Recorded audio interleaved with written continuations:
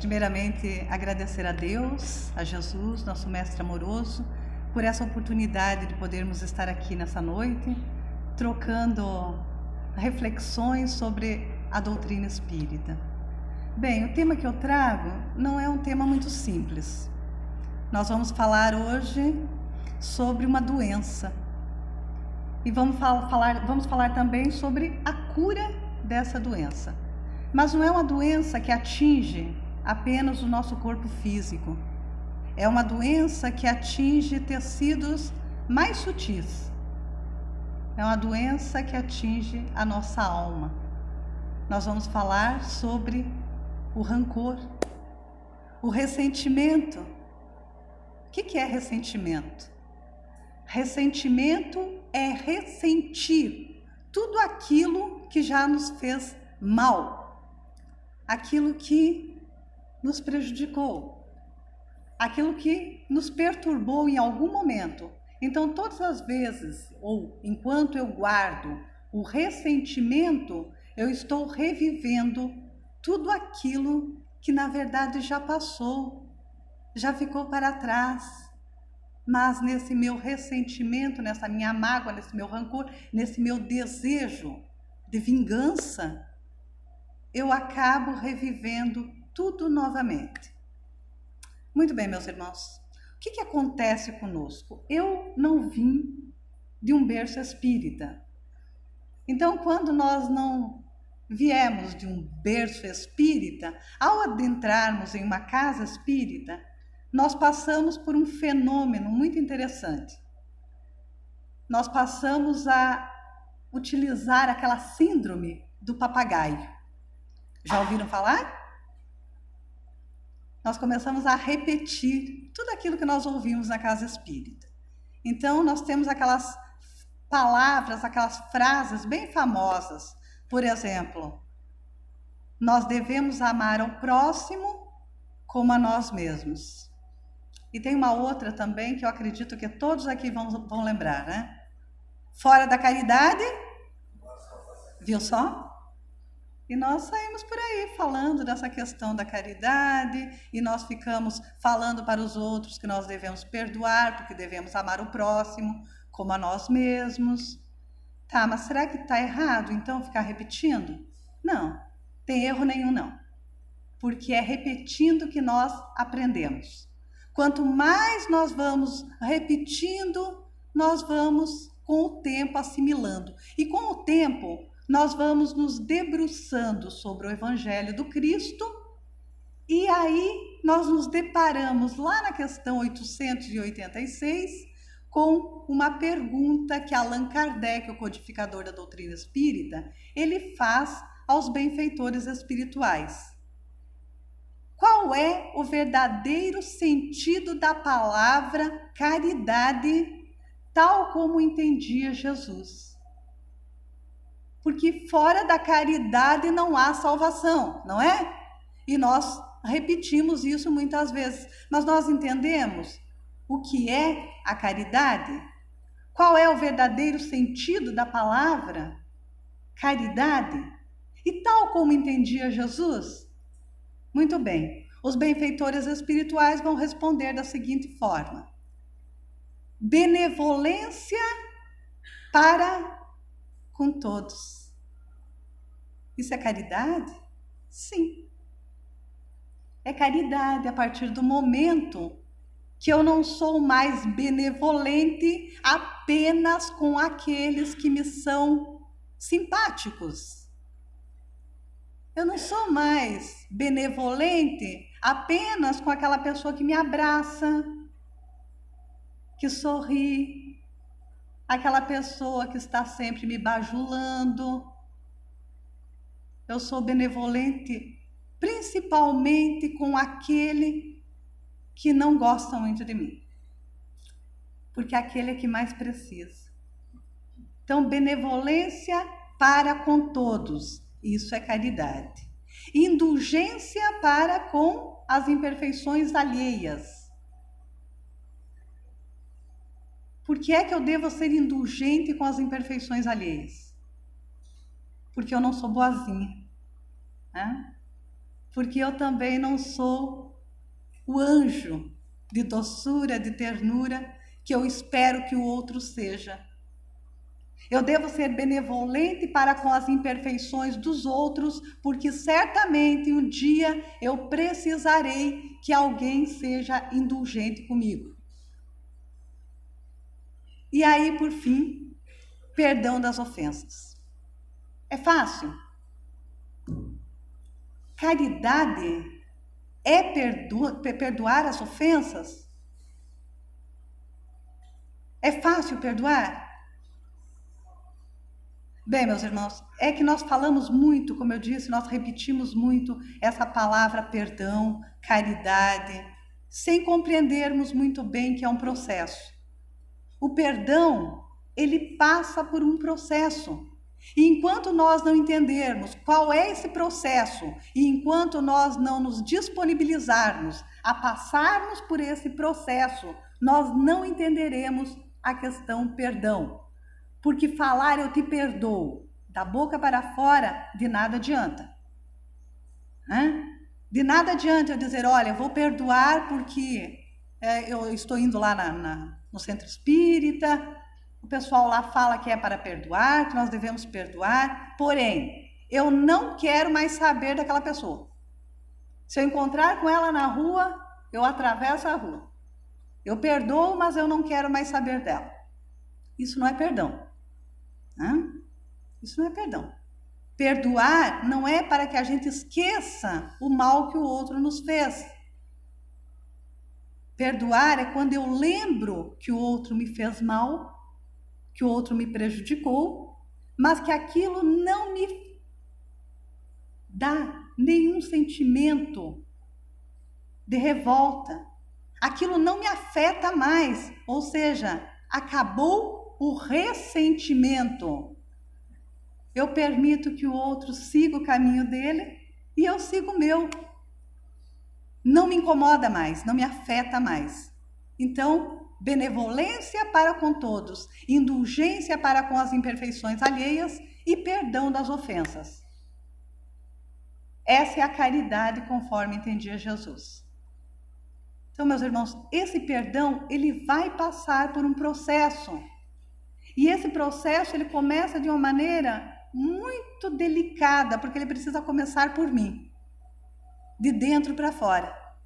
Primeiro eu preciso me perdoar, porque muitas vezes o outro nos desagrada, o outro nos incomoda, o meu relacionamento não é bacana, porque tem algo no outro que muitas vezes está em mim. E eu não me dou conta disso. Então eu preciso começar me auto-perdoando, eu preciso me perdoar por aquilo que eu gostaria de ser ou por aquilo que eu não gostaria de ser e ainda sou. Às vezes eu gostaria de ser tanta coisa. Eu adentro a uma casa espírita e eu gostaria de me transformar do dia para a noite. Poxa vida, como eu gostaria de virar anjo. Calma. Um dia todos nós seremos anjos. Mas para isso, meus irmãos, nós vamos passar pelo processo. E o perdão é um deles. Eu vou me perdoar por estar aqui ainda batalhando, me esforçando e muitas vezes fracassando nas minhas tentativas. Eu vou me perdoar por não ser uma pessoa ainda tão generosa. Eu vou me perdoar porque de vez em quando eu me desequilibro e eu acabo ofendendo o outro. Porque a partir do momento que eu me perdoo, fica mais fácil perdoar o outro. Fica mais fácil compreender a fragilidade do outro. Enquanto eu não compreendo a minha própria fragilidade, como é que eu vou entender o outro? Como é que eu vou entender a deficiência do outro se eu não me aceito tal como eu sou? Então vamos falar um pouquinho do processo? Eu trouxe aqui alguns exemplos e eu gostaria que vocês acompanhassem esse raciocínio. Primeiro exemplo. Certa vez, há alguns anos atrás, uns 10 anos atrás, eu acompanhei o atropelamento de alguém muito próximo, um familiar. Ele foi atropelado em um dia muito quente, calor excessivo, ele acabou deixando seu carro embaixo de uma árvore, em uma sombra, atravessou a rodovia, foi para um evento. No finalzinho da tarde, ao retornar, já estava escurecendo, passa um caminhão e ele atravessa, não percebendo que havia um carro logo atrás. O acidente foi gravíssimo. O carro que o atropelou ficou destruído. Ele ficou no chão e, conhecendo a região, conhecendo a rodovia, ele pensou, estava ele bem consciente, embora muito machucado, embora muito ferido, ele pensou, se vier outro carro agora, a tragédia poderá ser bem maior. Eu estou aqui, não estou conseguindo movimentar minhas pernas. E aí ele pedia socorro para as pessoas que estavam em volta, me tirem daqui. Mas ninguém tinha coragem de colocar a mão. E dizia, olha, espera, o socorro já vai chegar. Mas ele estava muito angustiado e ele se arrastou entre aqueles cacos de vidros e ele disse que abriu os 2 braços, além das pernas machucadas, e o peito, se arrastando naquele asfalto quente e cheio de cacos de vidros. Ele relata da seguinte maneira: naquele momento eu não senti nenhuma dor, por conta da adrenalina, por conta do corpo estar muito quente, eu não senti nada. Veio o socorro, foi levado para o hospital. Chegando ao hospital, começou o processo de limpeza, a asepsia, para evitar um mal maior lá adiante. Porém, no hospital, ele já havia passado a adrenalina, já havia passado o calor do corpo. E aí ele começou a sentir o processo da limpeza, do arrancar os caquinhos de vidros. E ele diz, a dor era insuportável. Perguntado aos médicos, por que é que não dava um medicamento mais forte para que ele não sentisse tanta dor? Os médicos disseram então, não é possível, pois nós precisamos observar as reações dele. A limpeza no momento é necessária. Ele vai passar por esse processo e depois, certamente tomará um analgésico mais forte para poder descansar. Então ele passou por todo aquele processo, ele sentiu todos os caquinhos de vidro sendo retirados, toda a dor, aquele sentimento angustiante. Foi para a UTI, passou alguns dias, hospitalizado, retornou para casa e o processo foi muito lento. Era um passo de cada vez. Demorei 1 ano para revê-lo novamente, após esse acidente. Quando eu o encontrei, foi na formatura de sua filha. E eu observava ele andando de um lado para o outro, conversando com as pessoas, sorrindo. E aí eu perguntei a ele, vem cá, você ficou bem daquele acidente? Você ficou bem mesmo? E ele disse, sim, muito bem, eu não fiquei com nenhuma sequela, mas eu fiz tudo o que o médico pediu para que eu fizesse. Ou seja, eu passei por todos os processos, desde tirar os caquinhos de vidro até a recuperação total. Conseguimos compreender isso? Muitas vezes, meus irmãos, para que nós possamos perdoar verdadeiramente, nós temos que nos deparar com a realidade dos fatos. O que aconteceu? Às vezes dói, não é? Ouvir a verdade às vezes dói muito. Sangra. Mas é o processo para o verdadeiro perdão. Nós precisamos passar por esses processos. Não adianta eu ficar magoado com alguém, ou me magoar com alguém, e eu virar a cara e dizer, eu não quero mais tocar nesse assunto. Eu posso até não tocar no assunto, mas eu estou remoendo aquilo todos os dias. Eu estou me repetindo naquele pensamento diversas vezes ao dia. E isso está me fazendo mal. Eu não perdoo, mas eu estou presa ao outro. Eu não consigo me libertar. Eu não consigo me libertar, então eu preciso passar por essa limpeza.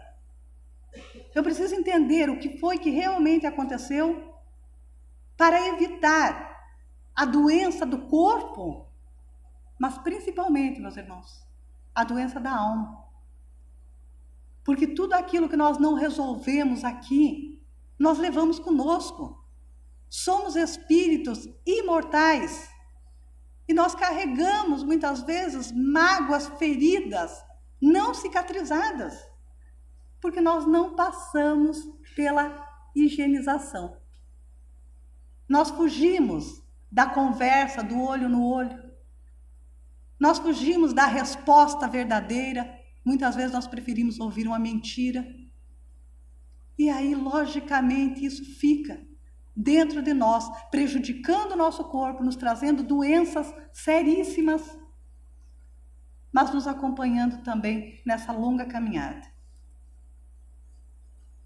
Quando nós trazemos algum exemplo de Jesus, algumas pessoas dizem, poxa, Rose, mas Jesus é outro nível, né? Jesus é outro nível, Jesus era bondoso, Jesus perdoava. Verdade. Jesus é outro nível. Jesus não só falava, porque falar é fácil, né? Nós estudamos, nós nos preparamos, a gente chega aqui e fala. Agora, difícil é exemplificar. E Jesus falava, Jesus encenava e Jesus exemplificava. E um dos maiores exemplos que Jesus nos deixou foi num dos momentos mais dolorosos de sua existência aqui entre nós, encarnado, usando um corpo semelhante ao nosso. Quando na cruz, quando nos seus últimos momentos, ele faz algo que nos deixa uma exemplificação gigantesca. No livro Estante da Vida, ditado pelo espírito Humberto de Campos, a Francisco Cândido Xavier, tem uma cena belíssima que relata o final da missão gloriosa de Jesus na Terra. Eu vou aqui tentar descrever para vocês e mais uma vez eu vou pedir que vocês acompanhem o raciocínio, tá? Não vou ler, mas eu vou tentar descrever da maneira que eu entendi. Então diz assim: enquanto o mestre agonizava na cruz, o céu de Jerusalém tornara-se sombrio. E os encarnados que ali estavam, mergulhados no vício do orgulho e do egoísmo, não conseguiam perceber, senão o homem aparentemente vencido. O homem aparentemente abandonado pelos seus seguidores. O homem que tornara-se réu de crimes não cometidos. Esses seres humanos não conseguiram perceber o fenômeno grandioso que se aproximava de Jesus. Conta Humberto de Campos que fios de claridades indefiníveis ligavam a cruz de Jesus aos céus, e entidades angélicas divididas em grupos, aos milhares, desciam ao Monte do Calvário e se aproximavam do Mestre. Alguns formavam uma espécie de coral celeste e entoavam canções que harmonizavam aquele ambiente e apaziguavam o coração de Jesus. Outros traziam bálsamos que eram gradativamente aplicadas nas feridas do Mestre. Alguns simplesmente se colocavam aos pés da cruz e sustentavam aquele último momento do testemunho. Alguns faziam anotações, anotavam os responsáveis e as responsabilidades por aquele ocorrido. Mas diante daquela pleiade de espíritos angélicos, eis que um anjo solitário chega rápido, apressado, e a sua primeira atitude é se aproximar de Jesus, que tentava lhe dizer algo. Ele então chega e encosta os seus ouvidos bem próximos dos lábios do mestre. Fica ali por alguns segundos e depois sai em disparada. E conclui Humberto de Campos: era o anjo da caridade. E Jesus pedia a ele, naquele momento, que fosse ao encontro do apóstolo Judas, que acabara de cometer o suicídio. E agora? Vamos voltar? Lá para o primeiro parágrafo, acompanharam? O mestre agonizava na cruz. Vamos lembrar lá do rapaz, tirando seus caquinhos de vidro? O mestre agonizava na cruz. Entidades angélicas desciam ao Monte do Calvário e sustentavam aquele último momento do testemunho do Cristo. Mas aí conclui Humberto de Campos: Jesus pedia ao anjo da caridade que fosse ao encontro do apóstolo Judas, que acabara de cometer o suicídio. Quem foi Judas? Quem? Eu não ouvi. Quem foi Judas? Nossa, viu só? Jesus nunca viu Judas como traidor. E nós, até hoje, dizemos que Judas foi o traidor. Pensemos uma pessoa agonizando. Jesus agonizava na cruz, precisava que os anjos o sustentassem naquele último momento do seu testemunho. Estava sofrendo, estava agonizando. Mas ele pediu ao anjo da caridade que fosse ao encontro do apóstolo Judas, aquele que nós julgamos o traidor, para socorrer Judas. Esse foi o maior exemplo de perdão que Jesus nos deixou e que nós não percebemos. Até hoje nós temos dificuldade para perceber isso. Imaginemos nós agonizando, tirando o caquinho de vidro do nosso corpo, limpando as feridas, sentindo toda a dor, precisando de auxílio, e lembrarmos de pedir a Deus que vá proteger aquela pessoa que me puxou o tapete. Né, mulherada? Pedir a Deus que vá lá, olhar, ajudar aquela mulher lá que olhou para o meu marido, para o meu namorado. Fácil não, né? Então vejam bem. Mas Rose, olha o exemplo que você está dando. Você está falando de Jesus. Você está falando de Jesus. Nós não somos Jesus. É verdade, meus irmãos, nós não somos Jesus. E não é para que nós nos comparemos com Jesus. Por quê? Porque quando nós nos comparamos com Jesus, nós corremos um risco muito grande de nos frustrarmos. Porque realmente nós ainda não somos essas pessoas, essas criaturas lapidadas como Jesus. Então nós corremos o risco de nos frustrarmos. Jesus não é para nos compararmos. Não é para que nós nos comparemos com Ele. É para que a gente siga os exemplos. Nos momentos difíceis da nossa existência, da nossa jornada, nós pensemos assim: o que Jesus faria? Como Jesus reagiria diante dessa ou daquela questão? Então, é para que nós usemos os exemplos do Mestre para que a nossa caminhada seja um pouquinho mais leve, mais tranquila. Mas não é possível perdoar uma pessoa que nos faz um grande mal ou faz mal para alguém que nós amamos muito. Será que é possível? Será que é possível? Contar para vocês. Eu tenho um amigo e em 1996 ele teve o seu filho de 8 anos de idade sequestrado e assassinado no mesmo dia. sem nenhuma negociação. E enquanto eu estava preparando esse tema, lembrei-me dele. Porque ele perdoou o assassino do seu filho. E eu lembrei-me dele.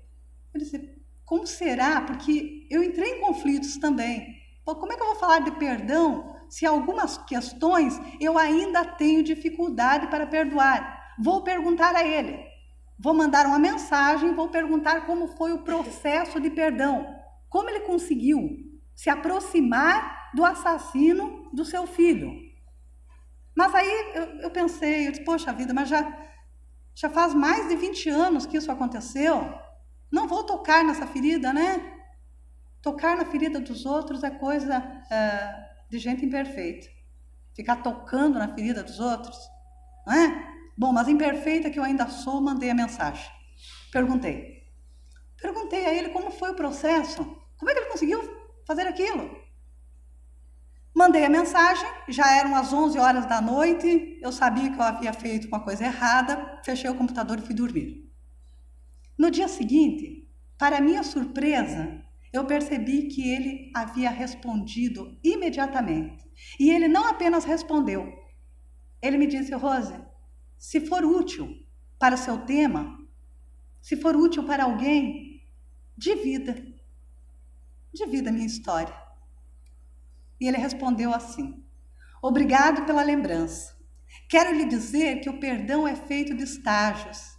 E isso significa que há momentos de conflitos internos, até alcançarmos a plenitude espiritual, libertação do ódio que vem com o perdão. Vejam bem, libertação do ódio que vem com o perdão. Esse homem relata que o assassino do seu filho já estava preso. E ele se sentia mais preso do que o outro. Ele não conseguia dormir mais. Ele não se alimentava direito. Ele não conseguia trabalhar. Porque ele pensava dia e noite em uma maneira de se vingar. E chegou um momento que isso ficou insuportável. Ele despertou e foi em busca de auxílio. Buscou uma casa espírita, buscou orientação, e a orientação que lhe deram, você deve perdoar. Porque você está se envenenando. Você está bebendo veneno, acreditando que está matando o outro. Você precisa se libertar. Então é essa resposta que ele me dá. Há momentos de conflitos internos, não é fácil. Não é simples, precisa passar por um processo. Eu preciso compreender, eu preciso permitir que essa dor demande de mim, para que eu possa seguir em frente de cabeça erguida e com dignidade. Mas eu preciso desse tempo, eu preciso desse período, eu preciso desse processo. Meus irmãos, não foi simples para esse homem. Esse mesmo homem que um dia disse, é fácil salvar um amigo. Como é fácil salvar um amigo, não é?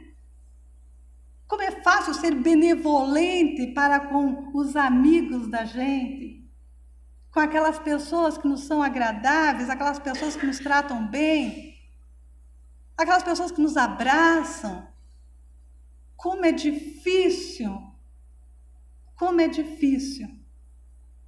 salvar um inimigo. Vir até o presídio para oferecer o perdão. Vejam bem, oferecer o perdão não é nada fácil, né? Oferecer o perdão ao assassino do meu próprio filho. Uma criança de 8 anos de idade que foi sequestrada em um dia e assassinada no dia seguinte, sem nenhuma negociação. Mas a Taka-Ota, pai de Ives Ota, eu acredito que muitos aqui lembram desse ocorrido, dessa tragédia. Esse homem não apenas ofereceu o perdão, ele quis ouvir. Ele precisava, porque nós muitas vezes precisamos de respostas. ele perguntou àquele homem que havia assassinado seu filho: por que é que você assassinou meu filho? Por que é que você matou meu filho? E aquele homem disse: foi um acidente. A arma disparou, mas ninguém acredita em mim. E aí ele respondeu: eu acredito. E ele relata aos amigos que esse foi o momento de libertação dele. Ele se libertou naquele momento. E não perdoou para mostrar para os outros que ele havia perdoado. E não perdoou e disse: agora tu fica aqui, tá? Vai pagar o seu débito aí com a justiça e fica aí, esquecido do mundo. Não. Além de perdoar, além de oferecer aquele perdão, ele se disponibilizou a ir ao presídio e ensinar aquelas pessoas, não apenas o assassino do seu filho, mas aquelas pessoas que estavam lá, como plantar, como cultivar uma horta, e perguntado a ele por que é que ele estava fazendo esse trabalho dentro do presídio. Ele responde: um dia essas pessoas vão sair daqui. E seria interessante que elas soubessem que existe amor. Seria interessante que elas voltassem com o coração mais leve, acreditando no ser humano. Conseguimos entender isso, meus irmãos? Conseguimos entender que só o amor é capaz de cobrir uma multidão de pecados? Só o amor pode nos transformar. E me transformando, eu consigo transformar a vida de outra pessoa? Existe um projeto criado por esse casal, os pais de Ives. O Dia do Perdão, dia 30 de agosto. Um projeto que foi aprovado no Senado. Projeto da esposa, da mãe da criança que foi assassinada. Então, só para que a gente consiga compreender que é possível. É possível. Basta nós nos esforçarmos, começando por nós. Eu preciso me perdoar. Eu preciso acreditar na minha capacidade de superação. Porque a partir do momento que eu me perdoo verdadeiramente, eu consigo entender esse ensinamento, que está lá no Evangelho segundo o Espiritismo, no capítulo 10, no item 5. Reconciliação com os adversários. Reconcilia-te com o teu adversário, enquanto está com ele a caminho. Aqui é mais fácil, aqui é mais simples, aqui eu esclareço, aqui eu pergunto, aqui eu abraço. Meus irmãos, que nós possamos, ao deixarmos essa existência, porque todos nós vamos partir, todos nós vamos, que nós deixássemos tudo aquilo que nos causou mal. Deixar verdadeiramente, porque tudo é consciência. Se eu guardo rancor, mágoa, ódio de alguém, isso me acompanha. E isso é muito doloroso. Porque aqui eu tenho a oportunidade de agir com amor, de fazer pelo outro aquilo que eu gostaria que o outro me fizesse. Nós erramos, e erramos muito.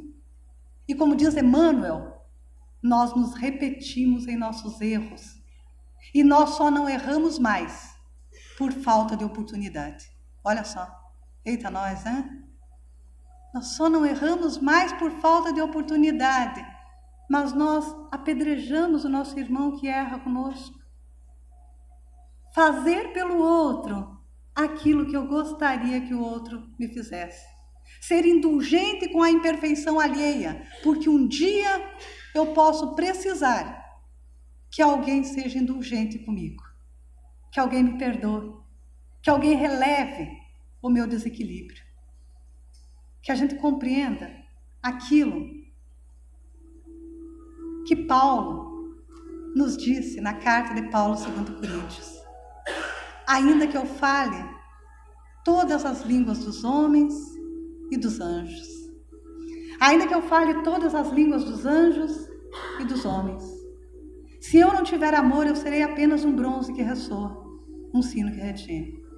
Ainda que eu possua o dom das profecias, saiba todos os mistérios, conheça todas as ciências, ainda que eu possua tamanho grau de fé que me permita remover montanhas, se eu não tiver amor, eu nada serei.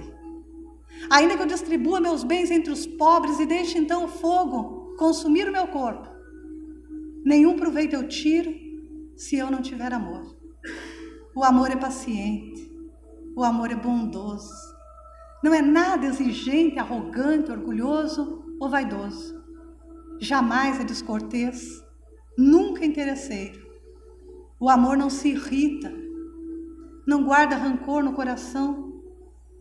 Tudo desculpa, tudo crê, tudo espera, tudo suporta.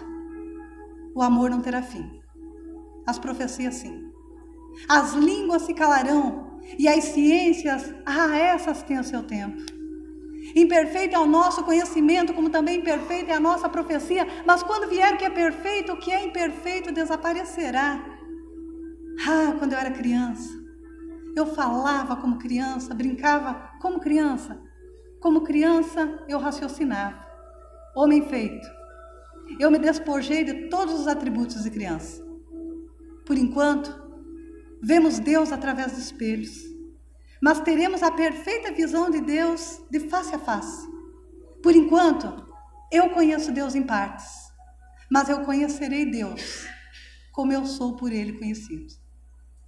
Temos hoje a fé, a esperança e o amor. Dos três, o mais excelente é o amor. Voltemos para os nossos lares, abracemos os nossos amores. Nós nunca sabemos, meus irmãos, quando é o último momento. Muito obrigada a todos pela atenção, que Jesus os abençoe, que assim seja.